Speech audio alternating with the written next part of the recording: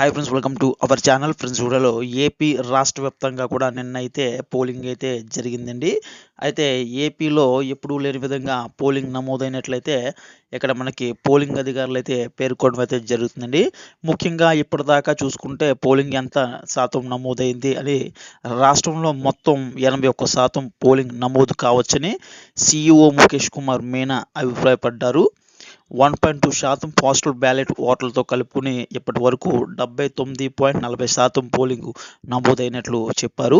సాయంత్రానికి పూర్తి వివరాలు వస్తాయన్నారు. కొన్ని పోలింగ్ కేంద్రాల్లో రాత్రి 2 గంటల వరకు ఓట్లు వేశారని మీనా వివరించారు. ఇక్కడ చూశారు కదండి, రాష్ట్ర వ్యాప్తంగా కూడా నిన్నైతే రాత్రి 2 గంటల వరకు కూడా కొన్ని బూతుల్లో అయితే ఇక్కడ పోలింగ్ అయితే జరిగిందండి. సో అక్కడైతే ఇంకా వేశారు. సో దీనివల్ల వీరికి యాక్యురేట్గా ఇంకా పర్సంటేజ్ అయితే మనకి ఇక్కడ కౌంట్ చేయడం అయితే అవ్వలేదు.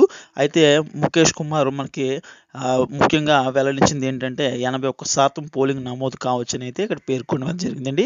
సో ఇది కూడా మనకి హైయెస్ట్ అండి. ఇప్పుడు దాకా చూసుకుంటే కనుక ఇక్కడ మనకి 1.2% పోస్టల్ బ్యాలెట్ ఓట్లతో కలుపుకుని 79.40% పోలింగ్ అయితే నమోదైనట్లయితే ఇక్కడ పేర్కొనడం జరుగుతుంది. యాక్యురేట్గా ఇదే మనకైతే రావచ్చండి. మనకి ఇంకో అప్డేట్ అయితే వస్తుందండి ఈవినింగ్ అయితే.